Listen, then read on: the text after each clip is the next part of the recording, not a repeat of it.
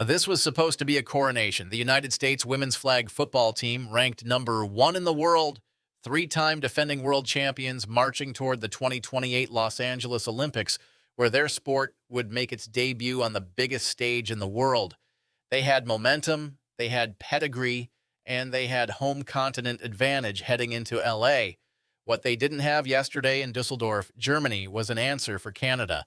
Canada stunned the defending champions 27-20 in the World Championship final on Sunday, claiming their first world title since 2014 and ending a 12-year drought that had seen the USA dominate the sport at the highest level. This wasn't just an upset, this was a statement. Canada came in ranked fourth. They left as champions, Olympic-bound, and they did it by dismantling the American dynasty piece by piece over 4 quarters at the Flag Football Complex in Dusseldorf's Gareth neighborhood. Let's set the stage here. Flag football is making its Olympic debut at the 2028 Los Angeles Games. It's America's game, born from American football, popularized in American rec leagues, exported to the world as the non-contact version of the NFL.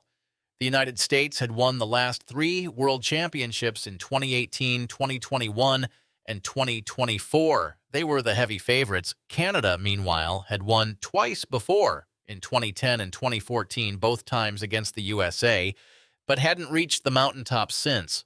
Coming into this tournament, held from August 13th to 16th, the narrative was clear. The USA was rolling, Canada was the historical rival trying to reclaim past glory, and the Olympic berths on the line made every game critical. Canada didn't just win yesterday, they dominated when it mattered. Frédérique Morneau was unstoppable, punching in 3 touchdowns and carving up the American defense all game. Quarterback Sarah Parker controlled the tempo, throwing for 104 yards and keeping the USA on their heels. And then there was team captain Caroline Moquin-Joubert. 10 receptions, 30 yards, 1 touchdown, and the moment that shifted the entire game. With 17 seconds left in the first half, Moquin-Joubert caught a touchdown pass, then immediately converted the 2-point try to tie the game 14-14 at halftime. That sequence sucked the air out of the American sideline. You could feel the momentum swing even from thousands of miles away. The second half was all Canada. They came out sharp, disciplined, and relentless. The USA had no answer by the time the final whistle blew. Canada's buzzer had secured their 3rd world title overall. And crucially, an Olympic berth for LA 2028. Mexico also qualified by finishing 3rd in the tournament. But make no mistake, the story here is Canada taking down the giant on European soil in front of a world that loves watching America stumble. And stumble they did.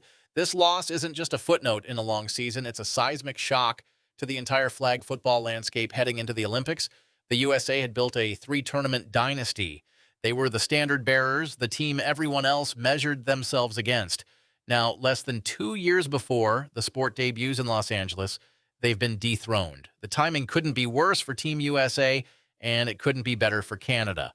Let's talk about what this means for the Olympics. Los Angeles 2028 is going to be a massive stage for flag football. The sport has been growing internationally for years, but the Olympic platform will explode its profile.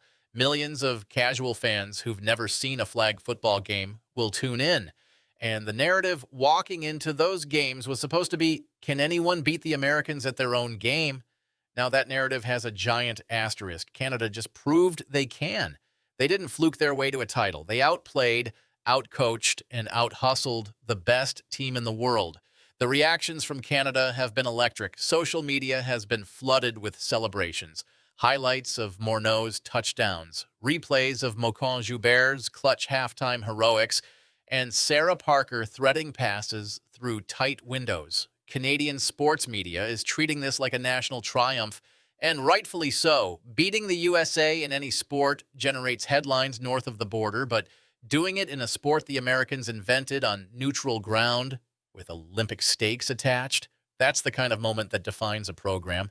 And the European angle here is delicious. The tournament was held in Düsseldorf, Germany, a continent that loves nothing more than watching American exceptionalism get humbled. European fans and commentators have been having a field day with this result. The Schadenfreude is real. You've got German, French, and British sports outlets covering this upset with thinly veiled glee, framing it as yet another example of American dominance cracking under international pressure. The fact that it happened in Europe, in front of European crowds, only amplifies the story. This isn't just Canada over USA, it's the world watching America lose at its own game, and the world is enjoying every second of it.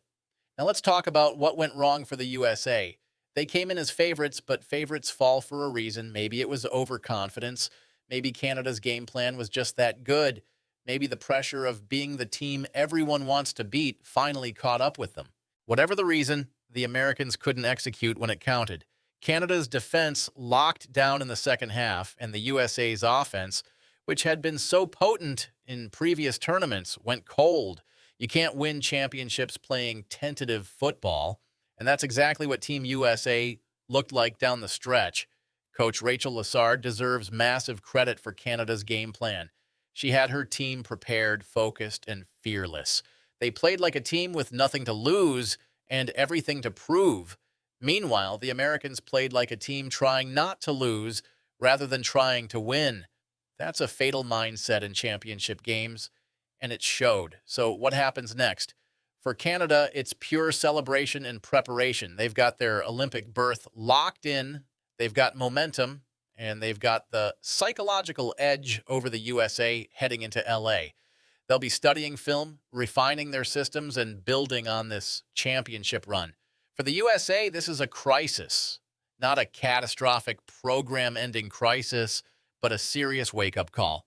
They've got less than 2 years to figure out what went wrong, retool, and come back stronger. The good news is they're still one of the best teams in the world. The bad news is everyone now knows they're beatable. The LA 2028 Olympics just got infinitely more interesting. The women's flag football tournament was already going to be compelling, but now it's got a revenge storyline baked in. USA versus Canada, the defending world champions versus the team that dethroned them.